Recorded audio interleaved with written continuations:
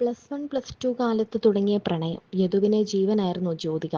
ഇഷ്ടം തുറന്നു പറഞ്ഞതിന് പിന്നാലെ ഇരുവരുടെയും ജീവിതം ശരിക്കും പ്രണയാർദ്ധമായിരുന്നു. ജ്യോതികയുടെ ഇഷ്ടം വീട്ടിലറിഞ്ഞതിന് പിന്നാലെ വീട്ടുകാർ ബന്ധത്തെ എതിർത്തു. എന്നാൽ ഇതിനിടെ യദുവിനൊരു ബസ്സിടിച്ച് അപകടമുണ്ടാകുന്നു.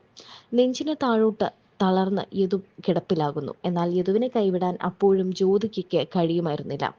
ആ പ്രണയം വളരെ സത്യമായിരുന്നു.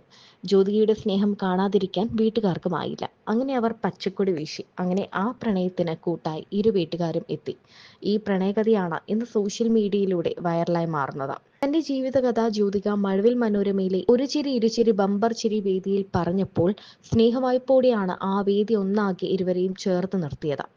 യദുവിനെ സ്റ്റേജിലേക്ക് കൊണ്ടുവന്നും അവരുടെ സത്യമായ പ്രണയത്തെ അപകടത്തിലും കൈവിടാത്ത മനസ്സിനെയും ആ വേദി ഒന്നാകെ വാഴ്ത്തി. നമ്മൾ വിമർശിക്കുന്ന 2K കിഡ്സിൽ പെടുന്ന ഇവരുടെ ജീവിതം ശരിക്കും മാതൃകയാണെന്ന് ജഡ്ജസ് പറഞ്ഞു.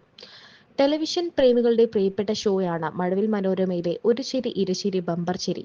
സ്റ്റാൻഡപ്പ് കോമഡികളും രണ്ടംഗ സംഘം അവതരിപ്പിക്കുന്ന സ്കിറ്റുകളും ഒക്കെയായി ഒരുപാട് കലാകാരന്മാർക്ക് ഷോ അവസരങ്ങളും നൽകുന്നു. അവസരം മാത്രമല്ല, സാമ്പത്തികമായ നേട്ടവും ഒരു ചിരി ഇരുചിരി ബമ്പർ ചിരിയിലൂടെ ഉണ്ടാവാറുണ്ട്. ഷോയിൽ ആരെങ്കിലും ഒരാൾ ചിരിച്ചാൽ 5,000വും 2 പേർ ചിരിച്ചാൽ 10,000വും കിട്ടും. 3 പേരും ചിരിച്ചാൽ 50,000 സമ്മാനം. ആ ചിരിയിൽ കുറച്ചധികം കോമഡി ഉണ്ടെങ്കിൽ ഗോൾഡൻ ബസർ അമർത്തും. അങ്ങനെ അമർത്തിയാൽ 1,00,000 രൂപയും നേടാം. അങ്ങനെ ഒരു ചിരി ഇരുചിരി ബമ്പർ ചിരിയിലെത്തി വൈറലായി മാറിയ ഒരുപാട് പേരുണ്ട്. ഒരുപാട് വൈറൽ താരങ്ങളുണ്ട്. അതുവഴി സിനിമയിലേക്ക് എത്തിയവരുണ്ട്. നിരവധി സൗഭാഗ്യങ്ങൾ തേടിയെത്തിയവരുമുണ്ട്. ഇപ്പോൾ ഈ പ്രണയകഥ ഇന്ന് സോഷ്യൽ മീഡിയ ഏറ്റെടുത്തിരിക്കുകയാണ്. ട്രോളുകളിലൂടെയും റീലുകളിലൂടെയും ഫോട്ടോകളിലൂടെയും അങ്ങനെ യദുവും ജ്യോതികയും നിറഞ്ഞു നിൽക്കുകയാണ്. 7 വർഷത്തെ പ്രണയമായിരുന്നു ഇവരുടേത്.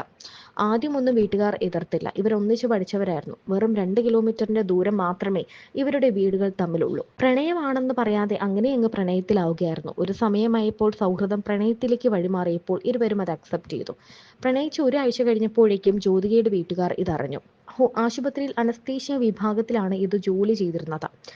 എന്താണ് ഭാവി വരന്റെ ജോലിയെന്നും ഇപ്പോഴെന്ത് ചെയ്യുന്നു എന്നുള്ള ചോദ്യത്തിനാണ് ജ്യോതിക തന്റെ കഥ പറഞ്ഞത്. ഇന്നും യദുവിനൊപ്പമുണ്ട് ജ്യോതിക. എനിക്ക് അവനില്ലാതെ പറ്റില്ല, അവൻ എന്നെ കളഞ്ഞിട്ട് പോകാതിരുന്നാൽ മതിയെന്നാണ് ജ്യോതിക പറയുന്നത്.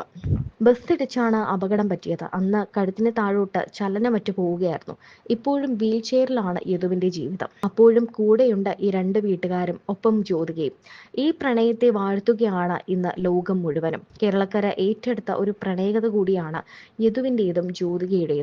പണത്തിന്റെയും സൗന്ദര്യത്തിന്റെയും പേരിലൊക്കെ ആളുകൾ അങ്ങോട്ടും ഇങ്ങോട്ടും വെട്ടും കുത്തും നടത്തുമ്പോൾ, അല്ലെങ്കിൽ തേച്ചിട്ട് പോകുമ്പോൾ, പ്രണയിനിയെ കത്തിക്കിരയാക്കുമ്പോൾ ഈ ഒരു പ്രണയം അത് അമൂല്യമായി മാറുകയാണ്.